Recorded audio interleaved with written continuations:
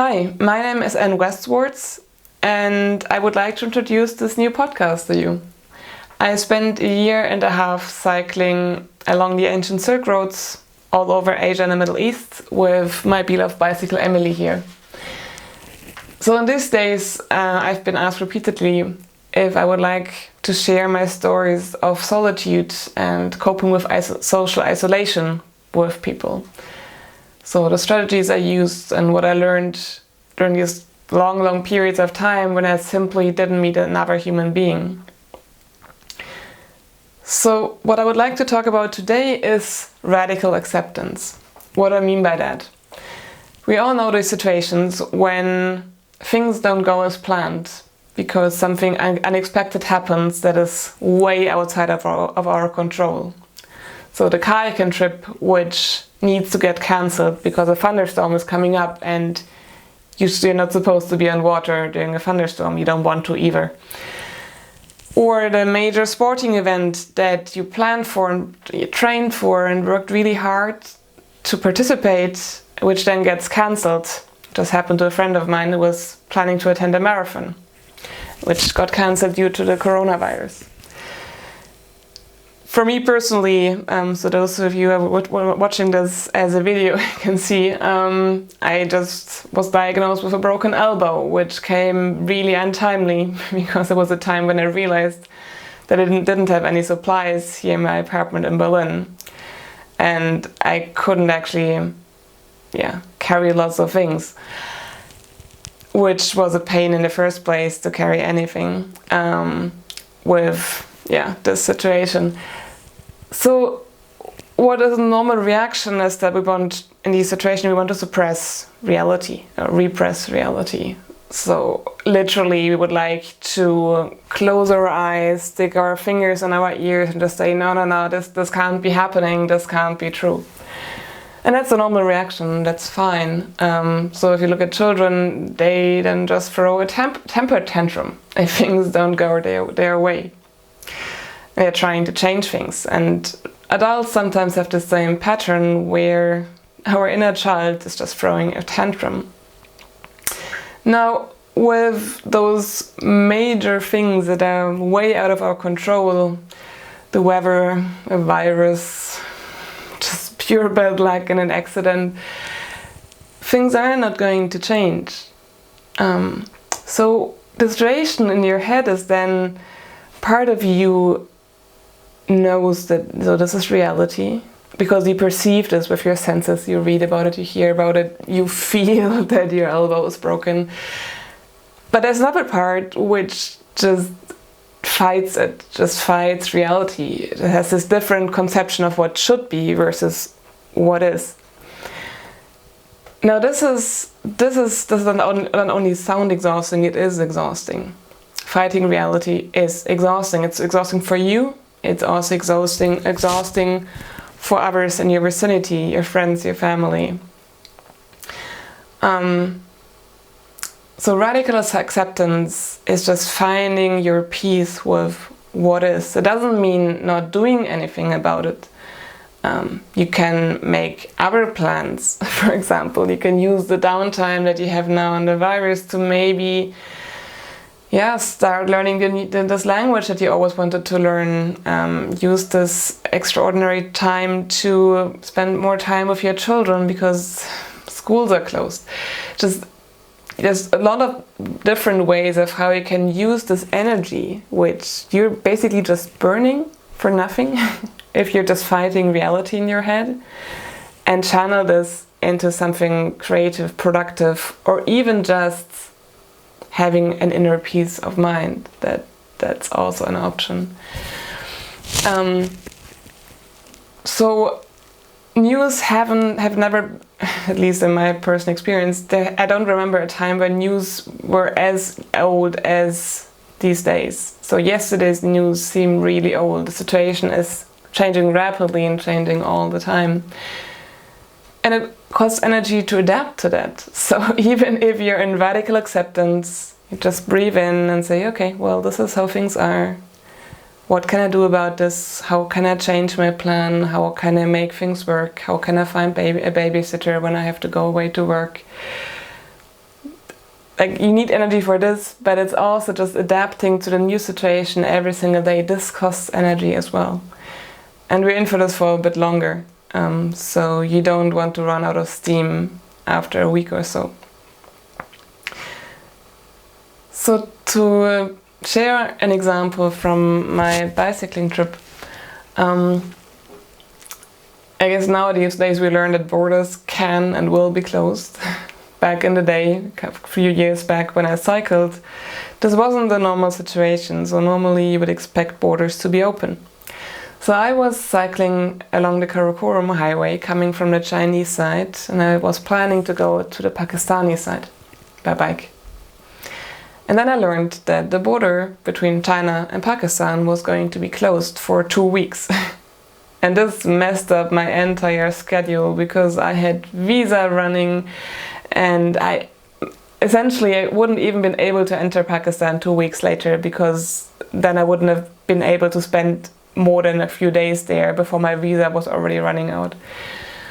So I would have loved to cycle all the way to Pakistan, but given the situation, and believe me, my inner self did throw a temper tantrum for about, I think it was 10 minutes or so. And then afterwards I was like, okay, all right, this is how it is. Believe me, it's not the coronavirus, but if you're at the border and there are people with guns, there's no arguing with people with guns, or the authorities in that case. So I accepted the situation and accepted I wouldn't be able to cycle all the way. I asked around the merchants. I found a truck that was going this way, and just threw my bicycle at the back of the truck and hitchhiked to the border. So another way of dealing with would be, and I realized this a few days later in Pakistan, where I met an American cyclist who was going the other way. So he was coming from Pakistan and wanted to cycle to China along the Karakoram highway, which, by the way, is stunningly beautiful. If you ever get to go, it's one of my favorite places on earth. So I met the cyclist and I warned him, well, sorry, I have really bad news for you. The border is closed already. It's closed for 2 weeks. And he just straight went into the temper tantrum phase of things. He was fighting reality. He's like, no, this can't be. This is messing up all of my plans. My flight is leaving from China. Blah, blah, blah. You know how it goes. We all know this because we've listened to it in our heads before. And then he turned on me and took his rage and directed it towards me, saying like, oh, you're a liar, you're just trying to sabotage my trip. I was like, well, no, please don't kill the messenger. I'm just trying to warn you so you can still adapt. So we met a day or two full worth of ride from the border, so he could still have turned around and actually use this time to maybe go mountaineering. There's this fantastic hiking opportunities in the Karakoram. Or do something completely different. So he was venting his rage and frustration at me, and this is also what you see happening these days. People who are just plain flat refusing the situation as it is, saying like, oh, people are just panicking, this can't be true, these are all lies, it was all invented. Whatever you hear people say, they're fighting reality, and this is hard, and they're wasting energy, and maybe they're also wasting your energy. So try to distance yourself from them, not only the 1.5 meters or 2 meters that you're supposed to keep, but take some mental distance. And this is also something that you can accept. Well, some people take a bit longer for accepting what is. They're still wasting a lot of energy on the way to acceptance. Their energy and your energy as well. So personally, I never found out what became of this American cyclist that I met. He did carry on very stubbornly. He said, no, I don't believe you. You're lying. I'm going to the border. I said, okay, well, your choice. Good luck. And obviously, I'm very certain the border guards didn't open this border for him just because he wanted to cross. So his acceptance probably came this day or two later when he actually reached the border. But obviously he could have spent this time in much, much nicer ways instead of being full of rage and frustration and just wasting energy trying to change things that he couldn't change. Another example from my cycling expedition that I would like to share with you is the money devaluation in India that happened in November 2016. I just reached Delhi, I just came down from the Himalayas when all of a sudden I read in the news that any bill wasn't worth anything anymore overnight. It was a decision literally announced overnight the day Trump was elected. I guess in order to keep this a little bit from the international media. And in this situation, I was the one who just couldn't believe it. I remember talking to, this was Delhi, so I had phone reception and internet connectivity. So I was venting my rage at a lot of people and telling like, well, this can't be, what do I do? Like, this is, it's just messing up my entire plan. And it took a couple of days before you even knew what you could do in the situation. But in these days I looked around and I saw how the Indian population was taking it. And it was amazing to just see how calm people were. In a way I wanted to shake them also, saying like, well, listen, this is like, you can stand up, like this is, it's not a virus, it's not a pandemia, this is your government acting. You could protest. They didn't. And when finally the banks opened again, when you could exchange the old devalued money against new bills, which you could actually use for transacting, buying things. I guess it was a time when literally you couldn't buy anything because there was no money worth anything. Even US dollars weren't accepted anywhere, not even the black market.